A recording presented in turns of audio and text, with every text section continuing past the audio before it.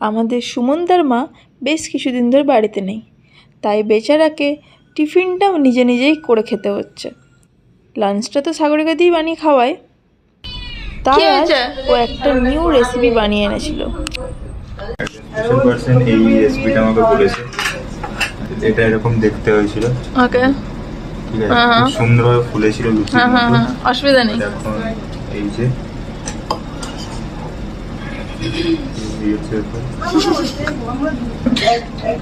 কেমন হয়েছে সুমনদা নিজের হাতে রান্না? আমি খুব হ্যাপি। টেস্ট আমি জানি না, কিন্তু আমি খুব হ্যাপি। Okay, thank you.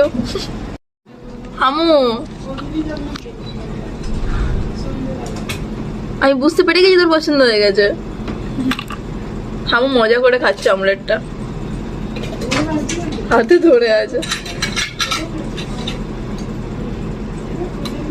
হামু কেমন লাগলো? রিভিউ হামু। খেতে ব্যস্ত। এই আমাদের হামু এখন একটা নতুন টেকনিক শিখেছে। যত খাবার সব মুখের মধ্যে ঢোকাবে, যেরকমভাবে ঘুরে বেড়াবে। তারপর দুপুরবেলা একটু চলে গেছিলাম বাদাম শেক খেতে। একটু ঠান্ডা কিছু খেতে ইচ্ছা করছিল। আমি ভাবি কি করে আমি মোটা হব, এদিকে আমি এক গ্লাস বাদাম শেকও শেষ করতে পারছি না।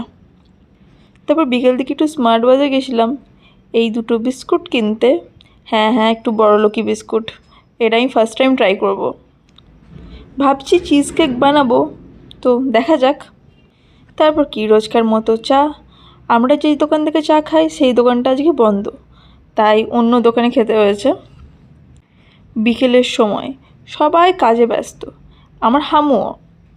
আমাদের অফিস সব থেকে বেশি কাজ যদি কেউ করে সেটা হচ্ছে হামু। সারা দিন খেতে হয় আর ঘুমাতে হয়। এখন হামু আমার সাথে অনেক কমফোর্টেবল হয়ে গেছে। যখন প্রথম এসেছিলো আমার কাছে খুব একটা থাকতো না, এখন তো আমার গায়ে গায়েই থাকে।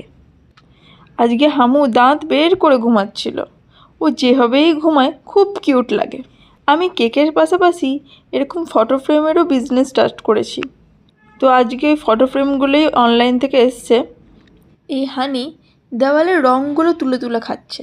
ওকে তো খেতে দিই না, র্যাবিট ফুডটা তো আমার জন্য কিনে এনেছি।